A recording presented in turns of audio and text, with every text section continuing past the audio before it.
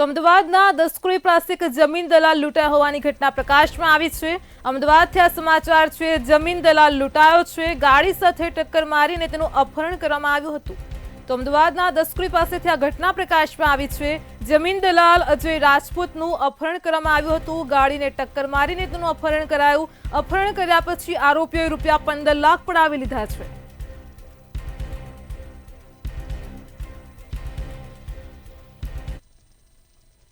અમદાવાદ શહેર ક્રાઇમ બ્રાન્ચની મોટી કાર્યવાહી સામે આવી છે। તો અમદાવાદથી આ મહત્વના સમાચાર છે। શહેર ક્રાઇમ બ્રાન્ચ દ્વારા મોટી કાર્યવાહી કરવામાં આવી છે।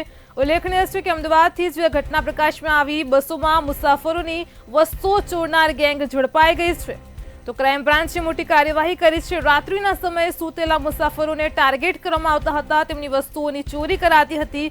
રોકડા, સોના, ચાંદીના દાગીના સહિતનો મુદ્દામાલ પણ જપ્ત કરાતો હતો।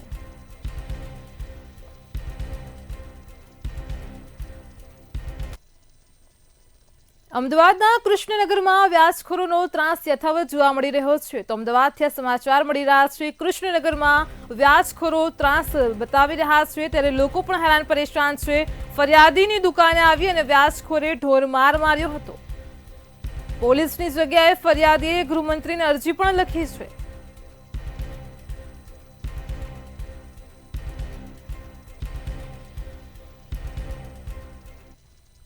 અમદાવાદમાં વધુ એક ટ્રકે વાહન ચાલકનો ભોગ લીધો છે। તો સમાચાર મળી રહ્યા છે। અમદાવાદથી વધુ એક ટ્રક બેફામ દોડતી નજરે પડી છે। વાહન ચાલકનો ભોગ લીધો છે। તો અમદાવાદથી આ ઘટના પ્રકાશમાં આવી। શહેરના બાલાજી અઘોરા મોલ પાસે અકસ્માતની ઘટના બની હતી, જેમાં વાહન ચાલકનું મોત થયું છે। ટ્રક અને એક્ટિવા વચ્ચે અકસ્માતમાં મહિલાનું મોત થયું છે।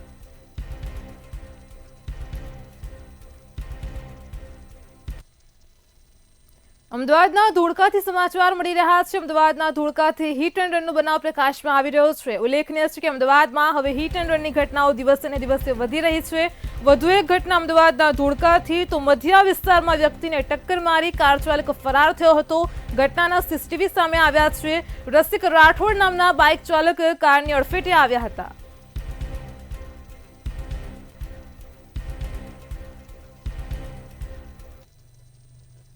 અમદાવાદમાં એએમસીનો વધુ એક અધિકારી એસીબીના સકંજામાં આવી ગયો છે। તો સમાચાર મળી રહ્યા છે। અમદાવાદથી એએમસીનો વધુ એક અધિકારી એસીબીના સકંજામાં આવ્યો છે। જે સમગ્ર મામલો પ્રકાશમાં આવ્યો। તો અમદાવાદમાં એસીબીની એએમસીમાં વધુ એક સફળ ટ્રેપનો મામલો છે, જેમાં પૂર્વ ઝોન એસ્ટેટ વિભાગનો આસિસ્ટન્ટ ટીડીઓ ઝડપાઈ ગયો છે।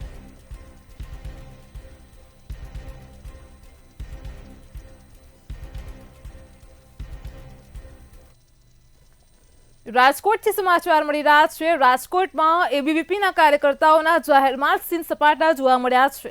તો રાજકોટથી આ મહત્વના સમાચાર છે। રાજકોટમાં એબીવીપીના કાર્યકર્તાઓએ જાહેરમાં સીન સપાટા કરતા હોવાનો વિડીયો પણ વાયરલ થયો છે। તો પોલીસની નજર સામે જ એબીવીપીના કાર્યકર્તાઓએ ખેલ કર્યા હતા। જાહેરમાં સીન સપાટા કરતા વિડીયોમાં નજરે પડ્યા છે। કાળા કાચ અને નંબર પ્લેટ વિનાની ગાડીઓમાં પણ સીન સપાટા કરતા જોવા મળ્યા છે। તો ગાડીઓના બોનેટને સનરૂફ પર બેસીને ખેલ કર્યા હતા।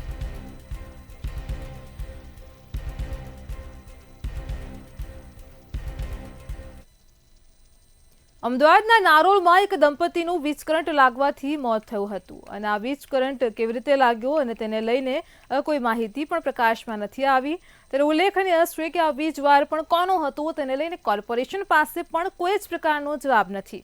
તો પરિવારજનોએ દક્ષિણ ઝોનની બહાર બંને ડેડ બોડીને લઈને વિરોધ કરતા અંતે કોર્પોરેશને લેખિતમાં કાર્યવાહીની પણ બાંહેધરી આપી હતી।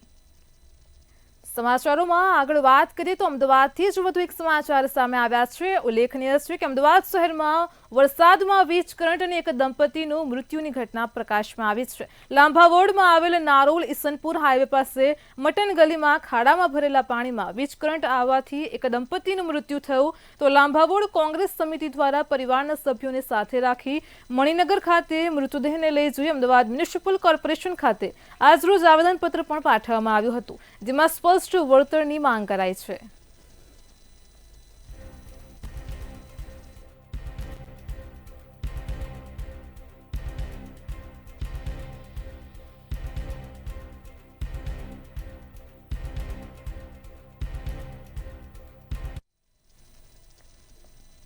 અમદાવાદના વટવા વિસ્તારમાં ઝોન 6 પોલીસે મધ્યરાત્રિએ કોમ્બિંગ ઓપરેશન ચલાવ્યું હતું અને ઓપરેશન નોક નોક નામના અભિયાનમાં અસામાજિક તત્વો, હિસ્ટ્રી સ્વીટર અને ગુનાહિત પ્રવૃત્તિમાં સંકળાયેલા ઇસમો સામે પણ કાર્યવાહી કરી છે. તો મોટી સંખ્યામાં પોલીસ જવાનો પણ તેમાં જોડાયા હતા.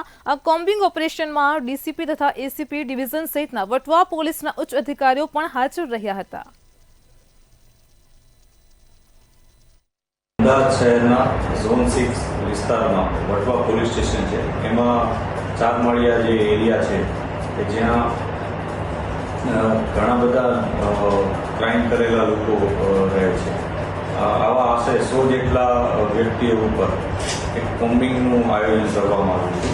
આ આયોજનમાં ઝોન 6ની જે ટીમ છે એમાં સાથે 7 પોલીસ સ્ટેશનના માણસો કે જે આશરે 300 જેટલી અમારા પોલીસના જવાનો, એની સાથે સાથે 7 પોલીસ સ્ટેશનના 9 પીઆઈસીઓ, અમારા એસીપીસી અને અમે બધાએ મળીને કોમ્બિંગનું આયોજન કર્યું હતું. અમદાવાદના વટવા વિસ્તારમાં કાયદો અને વ્યવસ્થા જાળવવા માટે મેગા કોમ્બિંગ ઓપરેશન હાથ ધરાયું હતું. ઝોન 6ના ડીસીપી ભગીરથસિંહ ગઢવીના માર્ગદર્શન હેઠળ મોડી રાત્રે મેગા કોમ્બિંગ ઓપરેશન કરવામાં આવ્યું હતું. તો આ કોમ્બિંગ દરમિયાન નાર્કોટિક્સ પ્રવૃત્તિ સાથે સંકળાયેલા શખ્સો, એ સિવાયના અસામાજિક તત્વો, હિસ્ટ્રી સ્વીટર સહિતના મિલકત સંબંધિત ગુનાઓમાં પકડાયેલા શખ્સોનું પણ સરપ્રાઇઝ ચેકિંગ કરાયું. કુલ 100 જેટલા આરોપીઓની 70 ટાવરમાં તપાસ કરી છરી, તલવાર જેવા હથિયારો સાથે 7 શખ્સોને ઝડપી લીધા. તેમજ 400થી વધુ વાહનો પોકેટ કોપ દ્વારા સર્ચ કરી અને ચેકિંગ બાદ 3 વાહનોને ડિટેન કર્યા છે.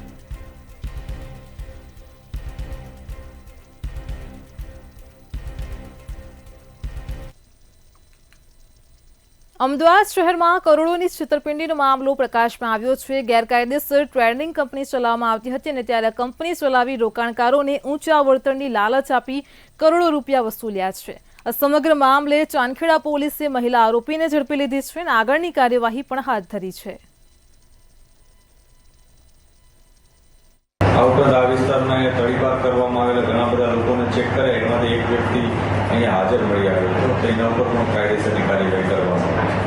આ રીતના સમગ્ર વિસ્તારમાં એક કોમ્બિંગનું આયોજન કરવામાં આવ્યું છે અને આ કોમ્બિંગનું નામ અમે ઓપરેશન નોક નોક એ પ્રકારે આપ્યું હતું. અમારી ટીમે સંયુક્ત રીતે આ નામ આપ્યું હતું. નોક નોકનો અર્થ એ હતો કે પોલીસ ગમે ત્યારે આ પ્રકારના અસામાજિક તત્વોને ચેક કરશે, એ લોકો પર કાર્યવાહી કરશે. સરદાર વલ્લભભાઈ પટેલની 150મી જન્મજયંતિ નિમિત્તે સરદાર સન્માન યાત્રાનું આયોજન કરવામાં આવ્યું છે, જેમાં 11મી સપ્ટેમ્બરથી સરદાર સન્માન યાત્રાનો બારડોલીથી પ્રારંભ થશે. જોકે આ યાત્રામાં 18 જિલ્લાના 355 ગામોને આવરી લેવાશે. તેમજ આ યાત્રામાં દરેક ગામમાં વૃક્ષારોપણ પણ કરવામાં આવશે. આ ઉપરાંત દેશને પોતાના રજવાડા અર્પણ કરનારા રાજવી પરિવારોનું પણ સન્માન થશે. આ કર્મથી ધર્મની યાત્રા એટલે કે સરદાર સન્માન યાત્રા બારડોલીથી સોમનાથ 1800 કિલોમીટરની આ યાત્રા છે. 18 જિલ્લા, 62 તાલુકા અને 355 ગામ. આ યાત્રા 11 સપ્ટેમ્બરથી 22 સપ્ટેમ્બર, બારડોલીથી 11 સપ્ટેમ્બરથી નીકળી અને 22 સપ્ટેમ્બરે સોમનાથ પહોંચશે. આ યાત્રાની અંદર સરદાર સાહેબે જે દેશના 562 રજવાડા એક કરીને અખંડ ભારત બનાવ્યું છે, ત્યારે અખંડ ભારતના શિલ્પી એવા સરદાર વલ્લભભાઈ પટેલની 150મી જન્મજયંતિ આવી રહી હોય ત્યારે આ દેશને દુનિયા સબ એમને સાચી શ્રદ્ધાંજલિ આપવા માટેની આ યાત્રા છે.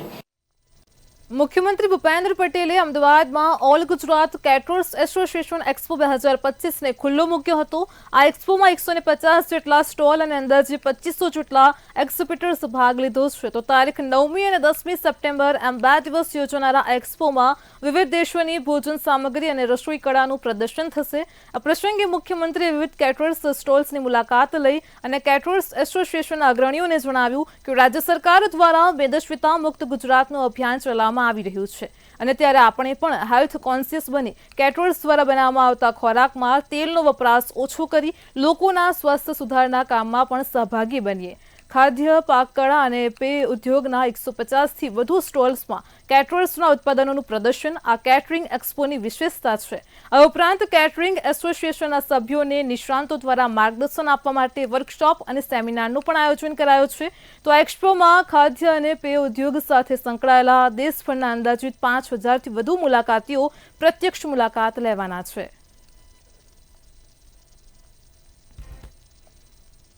ગાંધીનગર ખાતે ફેડરેશન ઓફ એકેડેમિક એસોસિએશન ખાતે રજૂઆત માટે પહોંચ્યા. હેમાંગ રાવલ દ્વારા શિક્ષકો દ્વારા કરવામાં આવતા ટ્યુશન મુદ્દે રજૂઆત કરવામાં આવી તો એલન આકાશ જેવા ઇન્સ્ટિટ્યૂટ ખોલી વિદ્યાર્થીઓ સાથે જે ખિલવાડ થઈ રહ્યો છે તેને લઈને રજૂઆત કરાઈ. તેમણે જણાવ્યું કે વાલી અને વિદ્યાર્થીઓને લૂંટવાનું આ કાવતરું છે તો શાળાના શિક્ષકો દ્વારા કરવામાં આવતા ટ્યુશન એ શાળામાં કરવામાં આવે છે અને આજે અમે શિક્ષણ મંત્રી સહિત મુખ્યમંત્રીને રજૂઆત કરી છે.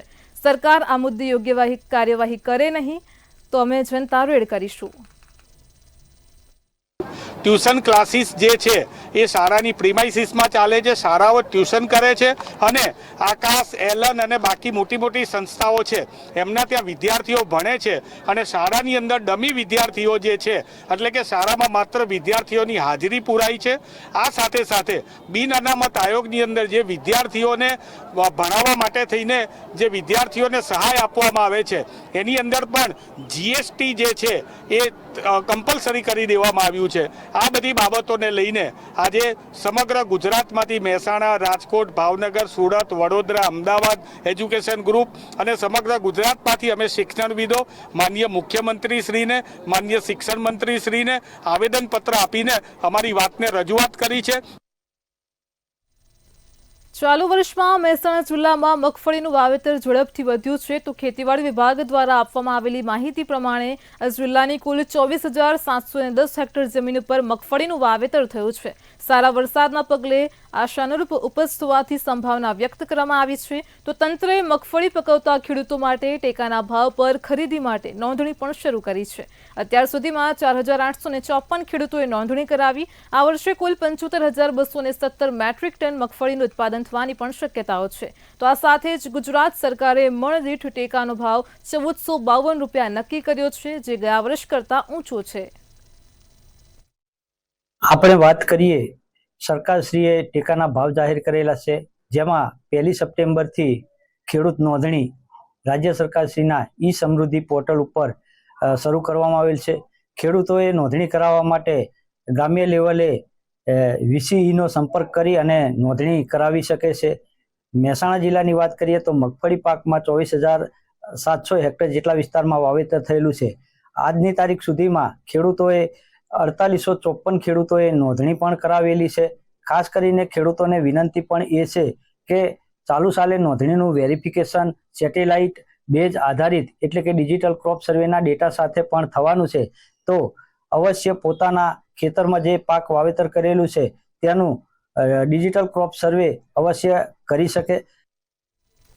ગુજરાતમાં આજથી ફરજિયાત હેલ્મેટની ડ્રાઈવ શરૂ કરવામાં આવી છે અને જે અંતર્ગત રાજકોટમાં પણ ટ્રાફિક પોલીસે ફરજિયાત હેલ્મેટની અમલવારી શરૂ કરી છે. ફરજિયાત હેલ્મેટની અમલવારીને લઈને ધારાસભ્ય ડોક્ટર દર્શિતા શાહે ગૃહ રાજ્યમંત્રીને ગાંધીનગરમાં રજૂઆત કરી.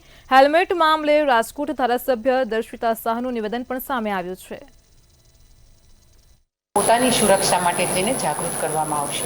નહીં એટલે એમાં મુદત વધારશે. અત્યારે જે વિરોધ ચાલે છે એમાં એક્સટેન્ડ કરશે કે હા, 2 મહિના ડિસેમ્બરથી લાગુ કરશું હેલ્મેટનો કાયદો. 2 મહિના સુધી આ જ રીતે કાર્યવાહી ચાલુ રાખવામાં આવશે કે લોકો વધુને વધુ જાગૃત થાય, વધુને વધુ સુરક્ષિત થાય અને વધુને વધુ અકસ્માતોનું નિવારણ થઈ શકે એ બાબતે લોકોને જાગૃત કરવામાં આવશે. નેપાળમાં રાજકીય અસ્થિરતા અને હિંસાનો મામલો પ્રકાશમાં આવ્યો છે. ઉલ્લેખનીય છે કે નેપાળમાં મોટા પ્રમાણમાં હિંસા ફાટી નીકળી છે અને ઉલ્લેખનીય છે કે અત્યારે જે પ્રકારે હિંસા ચાલી રહી છે તેમાં પૂર્વ પીએમના પત્નીનું પણ મોત થયું છે. તો નેપાળમાં રાજકીય અસ્થિરતાએ વેગ પકડ્યો છે. નેપાળમાં ફસાયેલા ગુજરાતી પ્રવાસીઓ મામલે સીએમનું ટ્વીટ સામે આવ્યું છે. તો સીએમ ભૂપેન્દ્ર પટેલે ટ્વીટ કર્યું છે કે ગુજરાતના પ્રવાસી વિદ્યાર્થીઓને સુરક્ષિત પરત લાવવાના પ્રયાસ ચાલુ છે. રાજ્યનું વહીવટી તંત્ર વિદેશ મંત્રાલય સાથે સતત સંપર્કમાં છે. તો મુખ્યમંત્રીએ રાજ્યના અધિકારીઓને જરૂરી દિશા નિર્દેશ પણ આપ્યા છે. આ સમગ્ર મામલે સીએમએ ટ્વીટ કરીને માહિતી આપી છે. ઉલ્લેખનીય છે કે નેપાળમાં હિંસા ફાટી નીકળી છે ત્યારે ફસાયેલા ગુજરાતીઓ માટે ભારતીય દૂતાવાસનો સંપર્ક કરવા માટે પણ સૂચના અપાઈ છે. રાજ્ય સરકાર દ્વારા ભારતીય દૂતાવાસના નંબર પણ જાહેર કરાયા છે. તો ખાસ ટીવી સ્ક્રીન પર જે 2 નંબર આપેલા છે તે વિદ્યાર્થીઓ માટે ખાસ નંબર જાહેર કરાયા છે કે જે ભારતીય દૂતાવાસના છે. તો રાજ્યનું વહીવટી તંત્ર વિદેશ મંત્રાલય સાથે સતત સંપર્કમાં છે. જે વિદ્યાર્થીઓ ગુજરાતના છે અને જે નેપાળમાં ફસાયેલા છે તે માટે ખાસ રાજ્યના અધિકારીઓને પણ દિશા નિર્દેશ આપવામાં આવ્યા છે. વહેલી તકે તેમને પરત લાવવામાં આવશે. તો ફસાયેલા ગુજરાતીઓ માટે ભારતીય દૂતાવાસનો સંપર્ક કરવા માટે પણ સૂચન કરવામાં આવ્યું છે. રાજ્ય સરકાર દ્વારા ભારતીય દૂતાવાસના નંબર પણ જાહેર કરાયા છે. તો નેપાળમાં મોટી માત્રામાં હિંસા ફાટી નીકળી છે. યુવાનોનો ગુસ્સો ભડકે ને ભડકે જોવા મળી રહ્યો છે. ઉલ્લેખનીય છે કે સોશિયલ મીડિયા ઉપર જે બેન્ડ મૂકવામાં આવ્યો અને તેને લઈને આ પ્રકારે જેન્જી છે તે વિરોધ પ્રદર્શન કરી રહ્યા છે. તો નેપાળમાં ગુજરાતી વિદ્યાર્થીઓ પણ ફસાઈ ગયા છે. મુખ્યમંત્રી ભૂપેન્દ્ર પટેલે આ અંગે ટ્વીટ આપ્યું છે અને માહિતી આપી છે કે ત્યાં જે વિદ્યાર્થીઓ જે ગુજરાતીઓ ફસાયા છે તેમને તરત પરત લાવવામાં પણ આવશે. અધિકારીઓને પણ દિશા નિર્દેશ આપ્યા છે. તો નેપાળમાં ફસાયેલા ગુજરાતી પ્રવાસીઓ મામલે પણ સીએમએ ટ્વીટ કર્યું છે. ગુજરાતના પ્રવાસી વિદ્યાર્થીઓને સુરક્ષિત પરત લાવવા માટે પ્રયાસ ચાલુ છે. રાજ્યનું વહીવટી તંત્ર વિદેશ મંત્રાલય સાથે સતત સંપર્કમાં છે. તો મુખ્યમંત્રીએ રાજ્યના અધિકારીઓને જરૂરી દિશા નિર્દેશ પણ આપ્યા છે. ઉલ્લેખનીય છે કે નેપાળમાં હવે હિંસા વધુને વધુ વધી રહી છે. તોડફોડ કરવામાં આવી રહી છે. ક્યાંક ગાડીઓમાં આગ પણ લગાડવામાં આવી રહી છે. આ વચ્ચે જે ગુજરાતના પ્રવાસીઓ છે જે વિદ્યાર્થીઓ છે તે પણ નેપાળમાં ફસાઈ ગયા છે. તો નેપાળમાં ફસાયેલા ગુજરાતી પ્રવાસીઓને લઈને સીએમ ભૂપેન્દ્ર પટેલે ટ્વીટ કર્યું છે કે ગુજરાતના પ્રવાસી વિદ્યાર્થીઓને સુરક્ષિત પરત લાવવા માટેના પ્રયાસ ચાલુ થઈ ગયા છે. હવે રાજ્યનું વહીવટી તંત્ર પણ વિદેશ મંત્રાલય સાથે સતત સંપર્કમાં છે.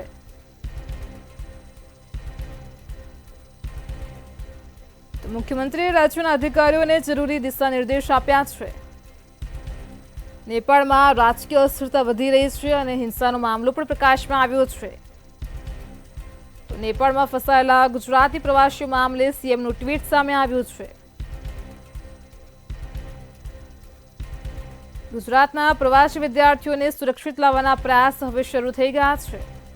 તો રાજ્યના અધિકારીઓને દિશા નિર્દેશ પણ આપવામાં આવ્યા છે. ઉલ્લેખનીય છે કે નેપાળમાં જે ગુજરાતી પ્રવાસીઓ ફસાઈ ગયા છે તેને લઈને સીએમ ભૂપેન્દ્ર પટેલે પણ ચિંતા વ્યક્ત કરી છે. ટ્વીટ કર્યું છે, માહિતી આપી છે.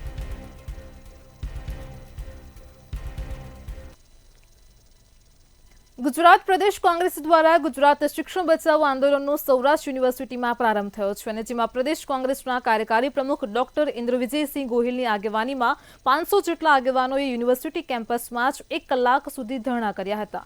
આ દરમિયાન પાછળથી એનએસયુઆઈના કાર્યકર્તાઓએ મુખ્ય બિલ્ડિંગના ગેટમાં અંદર પ્રવેશવાનો બળજબરીથી પ્રયાસ કરવામાં આવતા પોલીસ સાથે ઘર્ષણ થયું હતું. ખાસ કરીને સૌરાષ્ટ્ર યુનિવર્સિટી હોય કે ગુજરાતની તમામ સરકારી યુનિવર્સિટી હોય, આ તમામ યુનિવર્સિટીના વિદ્યાર્થીઓ આજે હેરાન પરેશાન છે. વિકાસ લાવી અને આ વિદ્યાર્થીઓને એડમિશનથી વંચિત રાખવામાં આવે છે, વિદ્યાર્થીઓને ડરાવવામાં આવે છે કે તમે પ્રાઇવેટ યુનિવર્સિટીમાં એડમિશન લઈ લો, બાકી તમને સરકારી યુનિવર્સિટીમાં એડમિશન મળશે નહીં. માત્ર ને માત્ર ડરનો માહોલ ઉભો કરવા સૌરાષ્ટ્ર યુનિવર્સિટી અને આ ભારતીય જનતા પાર્ટી સરકાર કામ કરી રહી છે. પરિણામો જાહેર કરવામાં નથી આવતા, 6 મહિના સુધી પરીક્ષાઓ લેવામાં નથી આવતી, પીએચડીની સીટો ઘટાડી દેવામાં આવશે. તમામ મુદ્દાને લઈ આ યુનિવર્સિટી નિષ્ફળ છે. એટલા માટે આજે રજૂઆત કરી. વલસાડ જિલ્લાના વાપીમાં કોંગ્રેસ દ્વારા વિરોધ પ્રદર્શન કરવામાં આવ્યું હતું. તો શહેરના રેલવે ઓવરબ્રિજની અધૂરી કામગીરીને લઈને કોંગ્રેસે વિરોધ કર્યો છે. 3 વર્ષથી રેલવે ઓવરબ્રિજની કામગીરી ખોરંભે ચડી છે અને જેના લીધે લોકો પરેશાનીનો સામનો કરી રહ્યા છે. તો વરસાદી માહોલમાં પણ ઈસ્ટ અને વેસ્ટમાં રહેતા વાપીવાસીઓની મુશ્કેલીમાં વધારો થયો છે. વહેલી તકે અધૂરું કામ પૂરું કરવામાં આવે તેવી કોંગ્રેસની માંગ છે.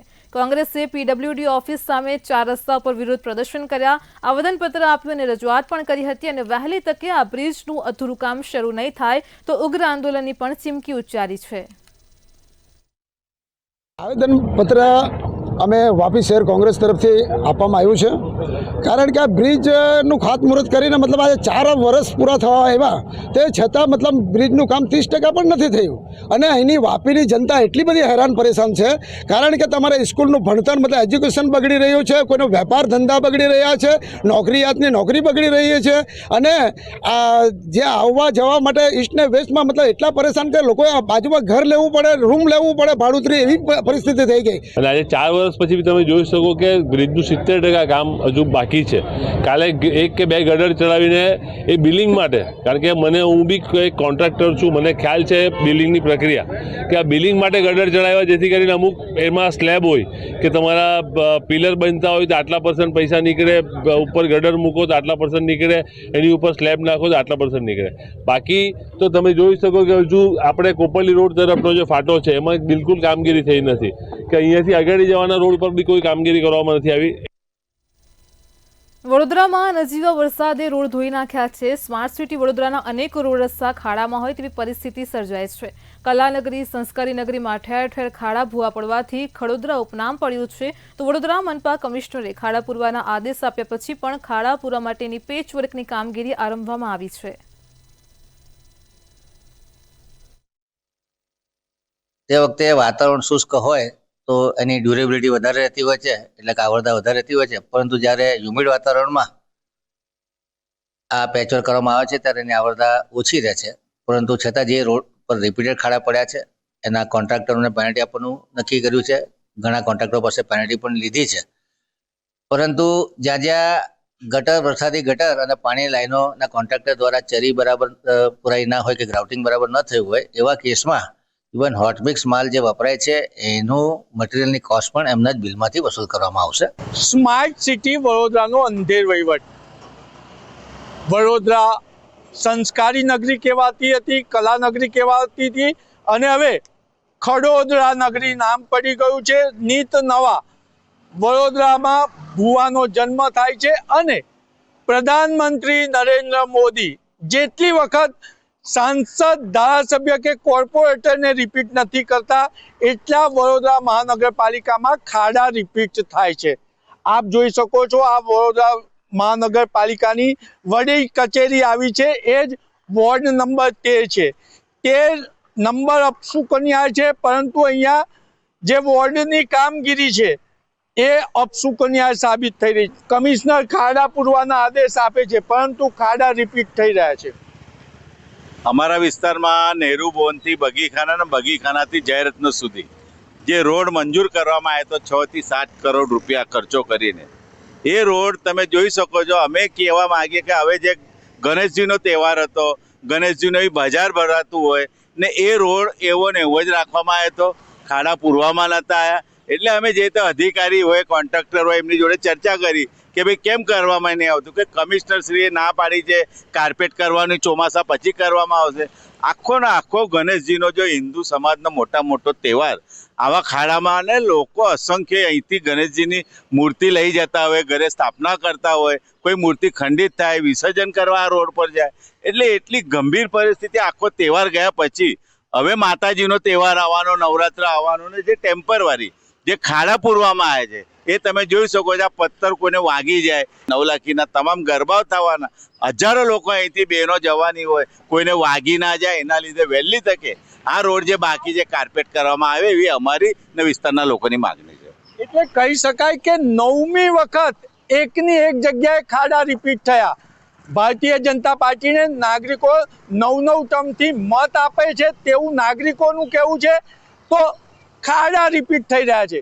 કોર્પોરેટર 9 ટર્મથી રિપીટ નથી થયા, ધારાસભ્ય 9 ટર્મ રિપીટ નથી થયા, કે સંસદ સભ્ય 9 ટર્મ રિપીટ નથી થયા, પરંતુ વોર્ડ નંબર 13ના ખાડા 9 ટર્મથી રિપીટ થઈ ગયા છે. 9મી વખત આ ખાડા પડ્યા છે. ત્યારે આશા રાખીએ કે અધિકારી અને કોન્ટ્રાક્ટર સામે કડક કાર્યવાહી થાય. કેમેરામેન મિલિંદ મેલે સાથે નિલેશ બ્રહ્મભટ્ટ, મંતવ્ય ન્યૂઝ, વડોદરા.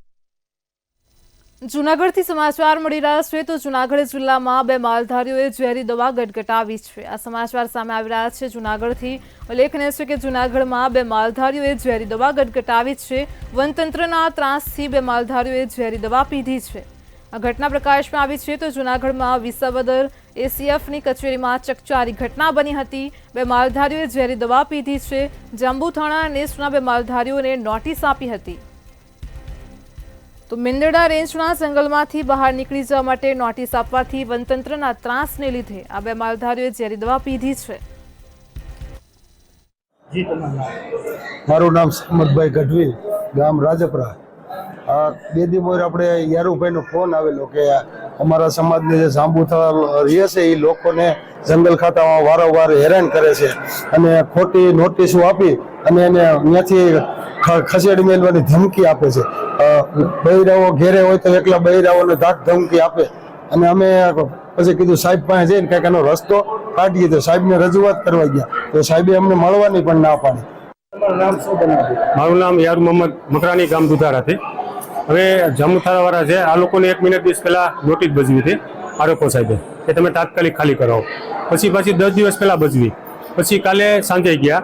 સાંજે જઈને આ લોકોને કીધું તમે અત્યારે બેન દીકરીઓને બધાને ભર્યા ગાડીમાં કે ભાઈ તમે અત્યારે ત્યાં જાંબુથરા તમે 3 માલધારી ખાલી કરો. તો આ લોકોએ અમારો કોન્ટેક્ટ કર્યો અને પછી સાહેબે એમ કીધું કે કાલે આખા દિવસમાં તમે ખાલી કરી નાખજો. અને કાલે આજે અમે સવારમાં વાડા સાહેબની મુલાકાતે કરવા ગયા. વાડા સાહેબ એવું કીધું બારે કોઈની મુલાકાત કરવી નથી. જીતુભાઈ ઇસ્માલભાઈ, જાંબુથરા ગામ. શું થયું? પછી સલીમભાઈ ઇસ્માલભાઈ, પછી હનીફભાઈ દાદમોહનભાઈ, બે ભાઈને જંગલ ખાતાના ત્રાસ થયા. 10, 15, 20 દિવસના ત્રાસ દેવાથી બે ભાઈઓ ઝેરી દવા ઘટઘટાવી ગયા છે. જંગલ ખાતાનો અવારનવાર ત્રાસ છે અને ગરીબ માણસ છે, મજૂરી કરે છે, માલ ઢોર ચરાવે છે, કોઈ ગુનો કરતા નથી જંગલમાં, તોય છતાં જંગલ ખાતાવાળા અવારનવાર હેરાન કરે છે અને ત્રાસ આપવાથી વિસાવ. જૂનાગઢથી સમાચાર મળી રહ્યા છે. જૂનાગઢમાં વધુ એક વિદ્યાર્થીને ઢોર માર મારવામાં આવ્યો છે. ઉલ્લેખનીય છે કે જૂનાગઢમાં આ પ્રકારની ઘટનાઓ વધી રહી છે. વધુ એક વિદ્યાર્થીને ઢોર માર મરાયો છે. તો જૂનાગઢમાં માળિયાહાટીનામાં ઝોડકા ગામની આ ચકચારી ઘટના પ્રકાશમાં આવી કે જેમાં વિદ્યાર્થીને ઢોર માર મારવામાં આવ્યો. નાનકડા વિદ્યાર્થીને શાળાના શિક્ષકે જ ઢોર માર માર્યો હતો.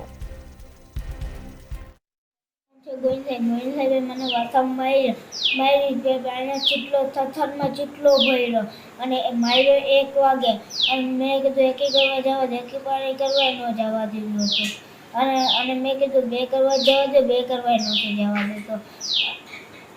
તને કેટલા વાગે છૂટો કર્યો? 5 વાગે. તારા ઘરનાઓને કેટલા વાગે જાણ કરી બેટા? 6 વાગે. શું કીધું ઘરે આવીને તે? મારા પડી ગયો એકલો મને ચક્કર આવ્યું હું પડી ગયો. મારી મમ્મી કે પૂછ્યું તો જોયું મેં કીધું મારું માથું દુખે. જોયું તો ચાંભા હતા. એટલે તું પડ્યો તો ક્યાં? ઘરે કે ઘેરે? ઘરે આવીને પડ્યો. શાળાનો છોકરો છે, નિશાળે ભણવા જાય છે, 5મું ભણે છે. એ સવારે 11 વાગે ભણવા ગયો, બપોરે 12:30 વાગે એને માર્યા પછી એને પેશાબ કરવા ન જવા દીધો, સંડાસ ન જવા દીધો. 2:30 વાગે રિસેસમાં એને રૂમમાં અંદર ઊંઘી રાખ્યો. 5 વાગે રજા પડી પછી ઘરે આવ્યો એટલે એની આવી મમ્મીને કીધું કે મારા વાહામાં દુખે છે. એટલે અમને કીડી મોકલો કાંઈ કેળ્યો છે. અને વાહે જોયું એટલે આખું લાલ ચોળ હતો. એટલે મેં કીધું હું થયું કે મને સાહેબે માર્યું. કોની માર્યું? કે ગોવિંદ સાહેબે માર્યું. પછી મેં આચાર્યને ફોન કર્યો.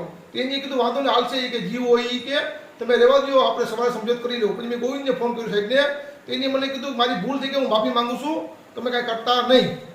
આવી રીતના મરાય આનું ફરિયાદ બધામાં છે. બધા છોકરા કેમ છે એને કેટલા ભરી દીધું, આ કેટલો પણ ભરી ગયેલું છોકરાને. મેટ્રો 10માં હાલ આટલું જ. પડે પરની અપડેટ મેળવતા રહો માત્ર મંતવ્ય ન્યૂઝ પર. નમસ્કાર.